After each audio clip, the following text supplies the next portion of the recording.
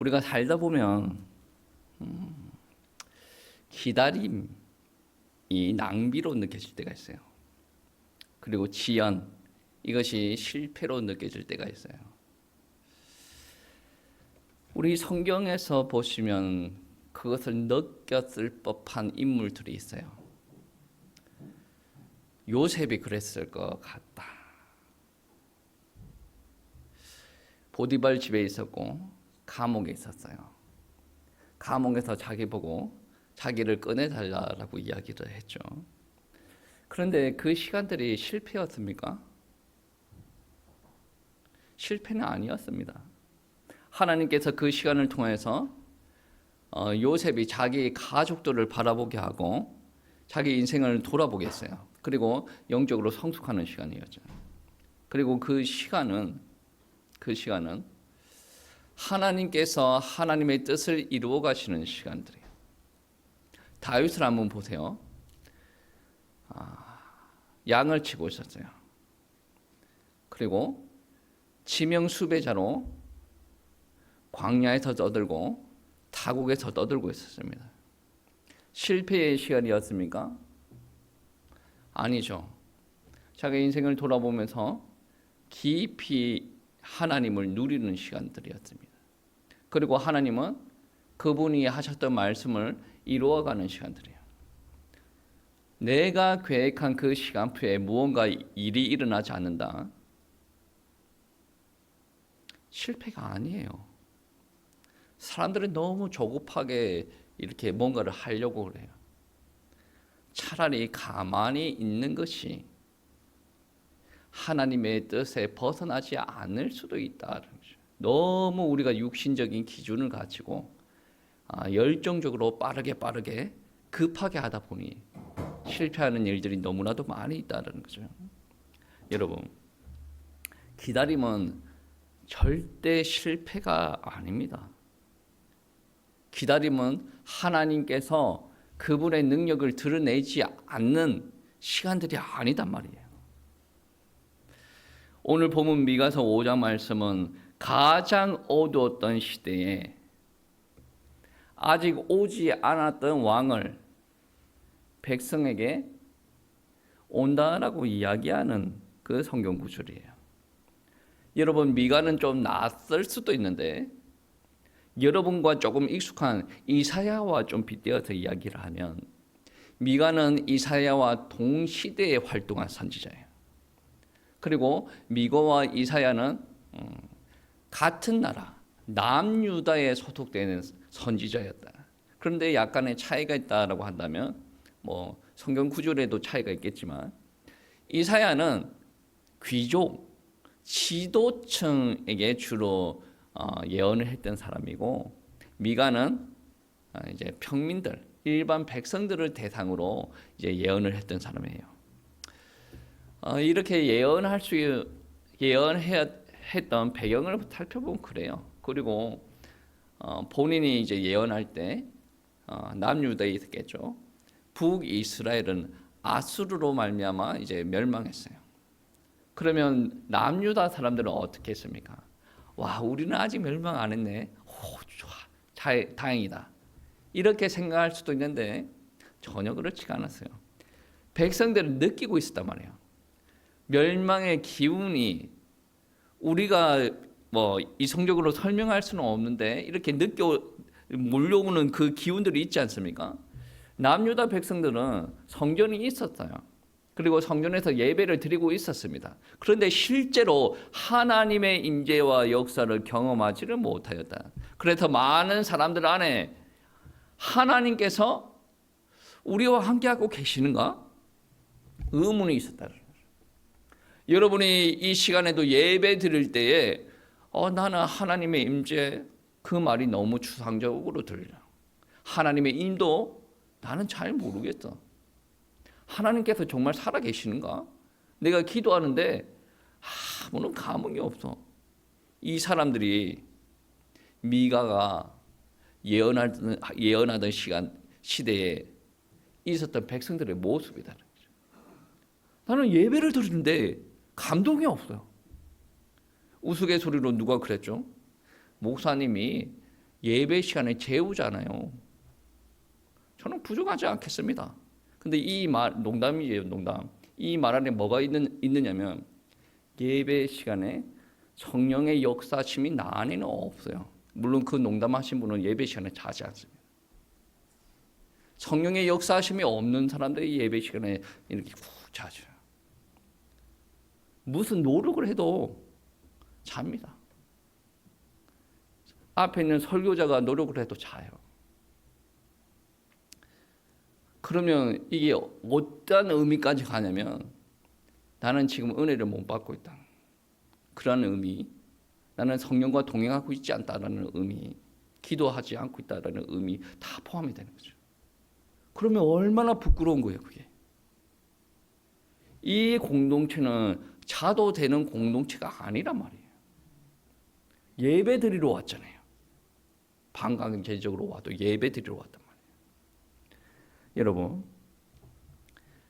지금 예루살렘에 성전이 있고 예배 드리는 자들이 자지는 않겠죠. 그런데 임재를 경험하지 못하고 있단 말이에요. 이 시기에 미가가 어떻게 예언하냐면 2절 말씀입니다. 베들레헴 에브라다야, 너는 유다 족속 중에 작을지라도 이스라엘을 다스릴 자가 내게서 내게로 나올 것이다. 작은 베들레헴에서 다스릴 자가 나온다고? 베들레헴은 인구도 적어요. 그리고 예루살렘에 비해서 정치, 경제, 군사적으로 가치가 떨어지는 곳입니다. 그 누구도 베들레헴을 주목하지 않습니다. 그런데 하나님의 말씀은 어떻게 말씀하십니까? 베들레헴에서 다스릴 자가 나온다라는 것이죠. 이게 하나님의 말씀이에요. 하나님께서 예루살렘에서 한다. 그러면 예루살렘에서 하시는 거예요. 그런데 베들레헴이라고 하죠. 성전을 짓는데 어디에 지으라고 하십니까? 예루살렘. 그런데 다스릴 자가 온다라는 것은 베들레헴. 누구 뜻이에요? 하나님의 뜻이에요. 하나님께서 선택하신다라는 것이죠. 이것은 하나님께서 지금 다스릴 자를 보내시는데, 여기서 다스릴 자는 예수님을 두고 이야기하는 거예요. 다스릴 자를 보내시는데 하나님께서 구원하시겠다라고 작정하셨고, 그 구원하시기 위해서 독생자를 보내시겠다라는 계획을 하셨어요. 그것을 어디 땅에 보내시겠다? 이스라엘 땅에. 이스라엘 땅 중에 베들레헴으로 보내시겠다. 그게 하나님께서 하나님의 뜻을 이루시는 방법이다. 그리고 오늘 말씀 보시면 그런 말씀이 있죠.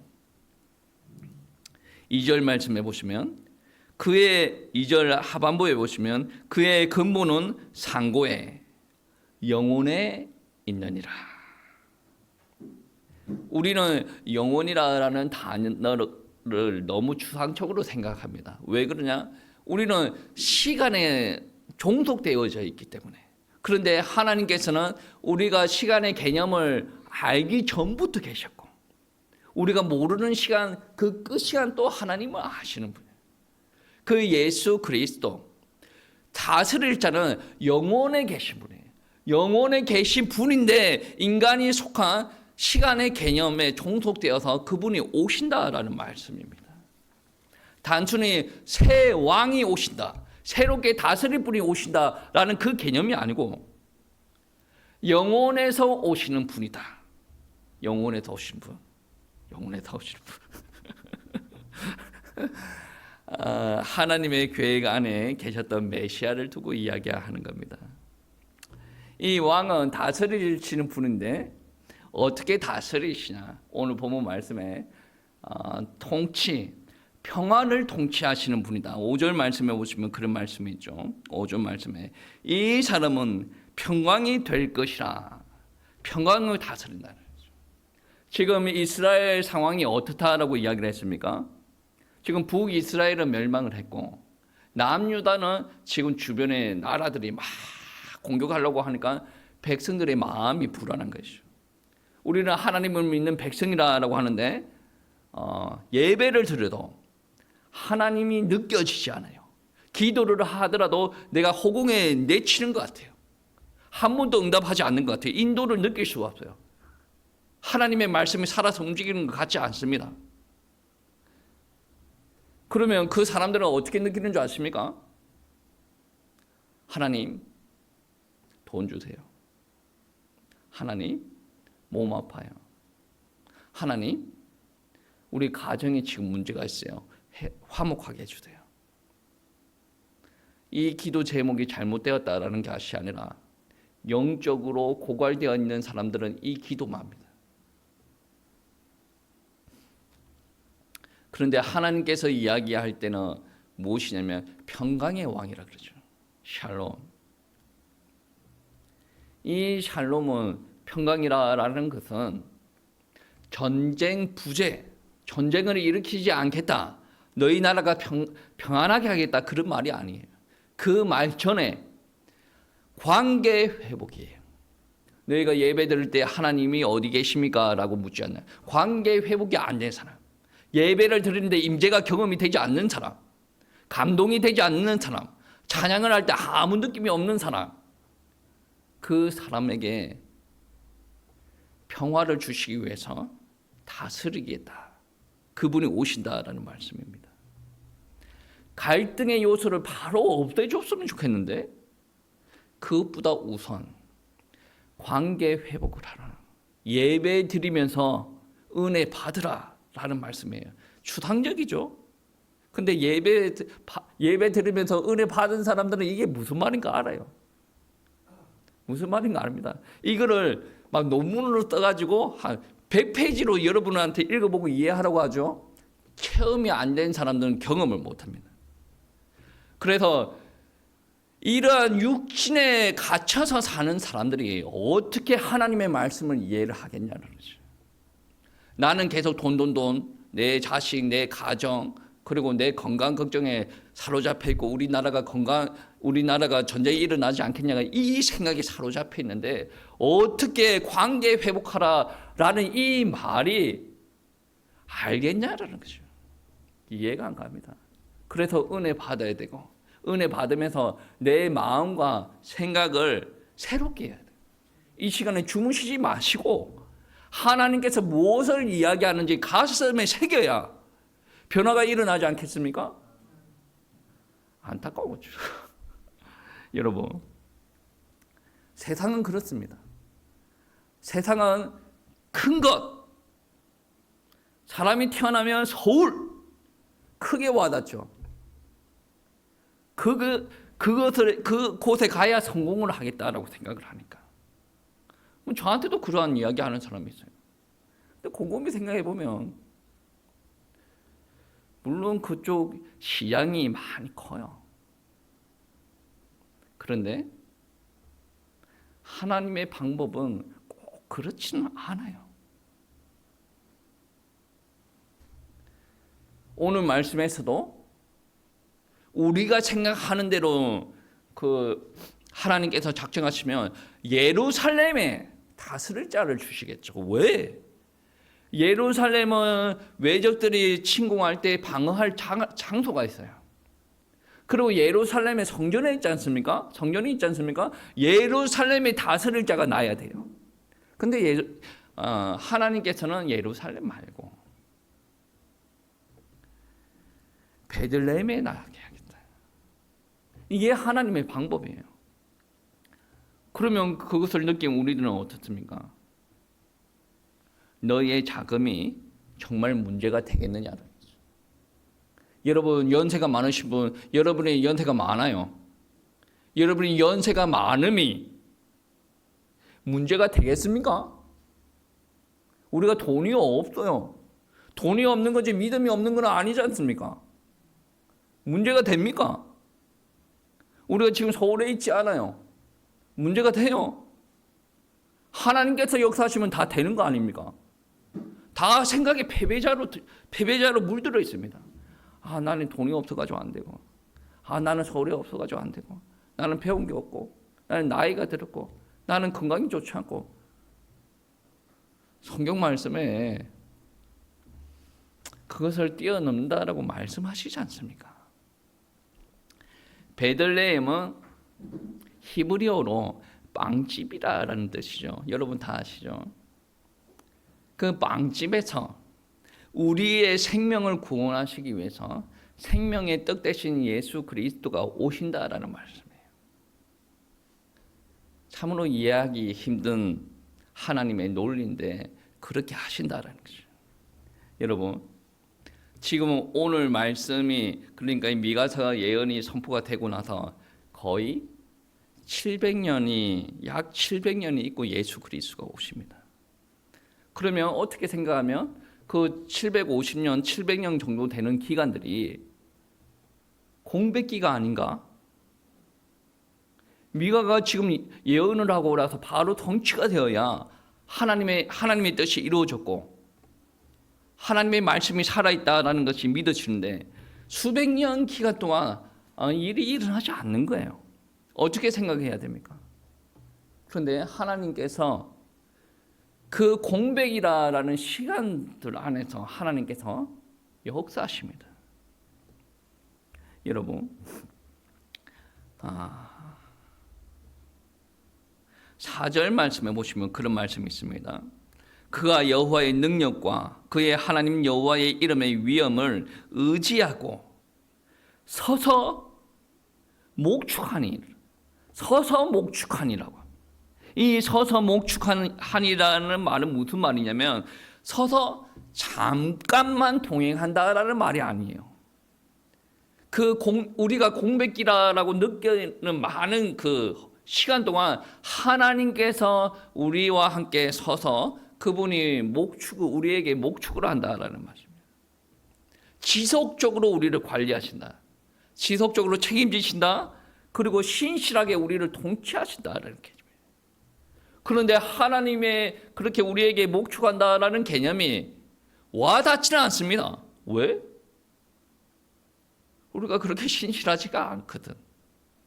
그래서 그 목축하심이 믿어지고 느껴지려면 어떻게 해야 됩니까? 이 예배 시간에 온전히 우리가 은혜를 받아야 된다. 예배 시간이 무너져 내리면 일과 시간에 우리가 아무리 잘 산다고 해도 회복되기가 쉽지 않습니다. 여러분 생각 한번 해보세요. 자리를 잡고 우리가 은혜 받으러 왔어요. 근데 이 시간에 은혜가 되지 않습니다. 어떻게 일과 시간에 내가 하나님을 제대로 찾고 기도를 하고 동행을 하겠습니까? 그래서 많은 목사님들이 예배 시간에 목숨을 걸으라라는 이유가 그겁니다. 일주일 동안 이 예배 시간이 기억돼야 돼요. 이 예배 시간이 허무하게 지나가 버리면 우리 가운데 회복이 없다라는 말씀이에요. 여러분, 이 예배 시간이 회복되면 우리의 기다림이라는 것이 그냥 스쳐 지나가는 시간들이 아닙니다. 하나님의 사역, 하나님의 구원이 우리에게 익어가는 시간들이다. 히브리서 10장 9절 말씀에 어떤 말씀이 있냐면 보라 내가 하나님의 뜻을 행하러 왔나이다. 하나님의 뜻을 행하러 왔나이다. 10절 말씀에 보시면 이 뜻을 따라 예수 그리스도의 몸을 단번에 들이심으로 말미암아 우리가 거룩함을 얻었노라라고 이야기합니다. 예수 그리스도의 순종, 하나님께서 계획하시고 예수 그리스도께서 순종하심으로 말미암아 우리의 구원이 성취가 되어졌다. 그리고 지금 우리의 구원은 계속 성령님으로 말미암아 진행되고 있는 중 아니겠습니까? 여러분, 미가 때 예언됐던 말씀이 결국 하나님의 주권 안에서 이루어진다는 거죠. 하나님께서 여러분에게 말씀하신 게 있습니다. 그거 아무리 사람이 발악을 하더라도 하나님의 주권 안에서 다 이루어집니다. 인간이 순종하지 않으면 어떻습니까? 고통은 자기의 몫이에요. 빨리 순종해야 돼요. 어차피 하나님께서는 돌려가지고 하나님의 모습대로 만들어서 우리를 쓰실 거예요. 우리 인간의 뜻이면 어떻습니까? 인간의 생각이면 가데스 바네아에서 하나님을 불신합니다. 그러면 애구로 들어가든지 광야에서 다 죽든지 그렇게 생각하겠죠. 근데 하나님의 뜻은 어떻습니까? 어떻게 해서라도 이 사람들을 가나안 땅에 집어넣는 거예요. 그 40년 안 해도 될 고생해요. 근데 왜 고생했죠? 불신앙. 안 해도 될 고생이 우리의 실수로 말미암아 그 고생이 일어난다면, 어떻게 말하면 아브라함이 실수 안 했다면 근 30년 동안 기다릴 필요가 없었을 수도 있어요. 근데 실수하니까 그렇죠. 여러분, 우리가 실수를 많이 하지 않습니까? 우리가 하나님의 뜻 안에 있습니다라고 고백하면서 계속 실수를 해요. 그러면 하나님의 시간표가 우리 앞에 왔다가 다시 가. 그러면 우리가 하나님의 축복을 받고 하나님의 시간표를 앞당길 수 있는 키포인트는 어디에 있습니까? 순종에 있어요. 저와 여러분이 똑똑합니까? 하나님 앞에 저는 똑똑합니다. 성경 몇 독 했고요. 신학 서적도 몇 권 봤고요. 아무리 그렇게 이야기하면 뭐합니까? 하나님의 방향과 나의 방향이 다른데. 여러분, 하나님께서 기다리라라고 한다면 기다려야 돼요. 700년을 기다리라 그런다면 기다려야 돼요. 700년이라는 시점이 있어요. 그런데 내가 빨리 안 온다고 막 혼자 발버둥쳐요. 그런다고 해서 빨리 옵니까? 이게 내가 고통 안 당하려면 더 깊이 기도하고 예배드리고 순종을 해야 뭐가 오는 줄 아십니까? 축복은 차후에 오는 거고 내 마음에 평강이 옵니다. 하나님께서 통치하신다. 평화의 왕이 오셔가지고 통치하신다라는 말씀입니다. 여러분, 기다림이라는 것은 어떻게 표현하면 사명이기도 한다. 근데 이 사명만 붙들고 나아간다면 관계적인 측면을 우리가 약간 내려놓을 수도 있어요. 우리는 해야 된다.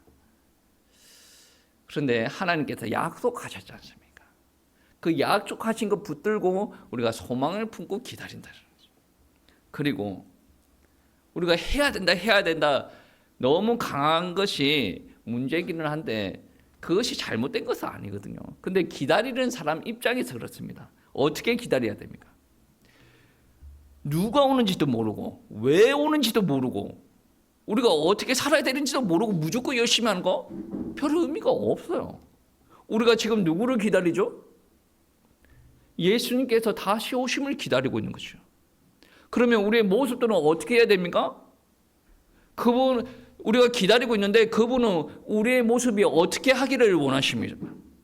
어떤 모습을 그분이 기뻐하십니까? 내 입장이 아니라 그분의 입장에서 생각을 하셔야 돼요. 그분의 입장은 바로 성경에서 기록하고 있어요. 어떻게 해야 됩니까? 무조건 열심히 하는 게 맞습니까? 열심히 해야지. 신앙생활 하는 사람들 열심히 해야 됩니다. 열정이 있어야 돼요. 나는 뭐 이거 하기 싫고 저거 하기 싫고 다 빠지고 막 나는 편하게 쉬고 싶고 나는 몸이 안 좋고 막 별 의미 없는 말이에요. 하나님께서 함께 하시면 몸이 안 좋은 게 별 의미가 없습니다. 나이 든 게 별 의미가 없어요. 나에게 시간이 없습니까? 별 의미가 없어요. 제가 어저께 몇 시 잔 줄 아십니까? 2시 넘어서 잤어요. 별 의미가 없어요. 내 안에 뭐 소망이 있습니까? 소망이 없고 비전이 없는 사람들은 어떻게 합니까? 힘들어 자야 돼. 재미나게 놀아야 되는데 재미나게 놀 게 없어. 뭔가 하나님 앞에서 해야 될 일이 발견되면 때에 따라서는 내가 가진 거 없더라도 하나님을 위해서 최선을 다하고 때에 따라서는 내 몸을 갈아서라도 내 잠자는 시간을 줄여가면서라도 그러면 하나님 입장에서 더 어떻겠습니까? 자기를 위해서 사는 사람들이 저렇게 많은데 하나님을 위해서 살려고 하는 그 사람 가만히 내버려 두겠습니까? 잠 잘 못 자고 잠 잘 못 잤다고 몸 아프게 하시겠습니까? 여러분, 건강에 문제가 오는 것은 나의 삶을 돌아봐야 됩니다. 물론 그 건강으로 하나님께서 큰 뜻을 이루시려고 하는 부분들이 있습니다. 근데 건강에 문제가 왔다라는 것은 내 몸을 하나님 앞에 드렸냐는 거죠. 하나님 앞에 내 몸을 드리면 하나님께서 관리하시겠죠. 물론 여러분도 관리하셔야죠. 보통 이런 말을 많이 하지 않습니까? 내 아이 하나님 앞에 드리세요. 드리세요라고 이야기하죠. 그런데 다 잘 안 드리지 않습니까? 드린 사람의 모습이 어떻습니까? 한나와 같아야 돼요. 젖대고 바로 드리죠. 계속 기도하죠. 자식이 안 보고 싶겠어요? 피눈물 흘리면서 기도하겠죠. 그게 드리는 거예요. 근데 보통 사람들은 착각을 합니다. 드린다라는 개념을. 여러분의 시간 하나님 앞에 드리십시오. 여러분의 인생 하나님 앞에 드리세요. 간절히 기도하셔야 됩니다. 우리의 생각과 우리의 마음이 하나님의 통제에 벗어나는 경우가 많이 있죠. 저도 육신적인 생각은 많이 합니다. 그런데 하나님 몇 년 안 남았잖아요. 천국 가려면 50년도 안 남은 것 같은데 50년 동안 그래도 하나님께서 기뻐하시는 의미 있는 일을 해야 되지 않겠습니까? 나 먹고 사는 거 중요하지. 내 새끼 키우는 거 중요하지. 그런데 내 먹고 사는 것을 통해서 하나님께 영광 올려드리려면 어떻게 해야 되지? 내 아이 키우는 것을 통해서 하나님 앞에 영광 올려드리려면 어떻게 해야 되지? 내 육신적인 욕심을 채우려고 하나님을 이용하지 말고 하나님 앞에 물어보는 시간들이 있어야 되지 않습니까? 이게 살아있는 사람의 기도 제목입니다. 여러분, 그래서 기도는 뭐를 해야 된다, 말해야 된다, 그거를 떠나서 기도는 하나님께서 약속 주셨 그것을 붙들고 나가는 소망이에요.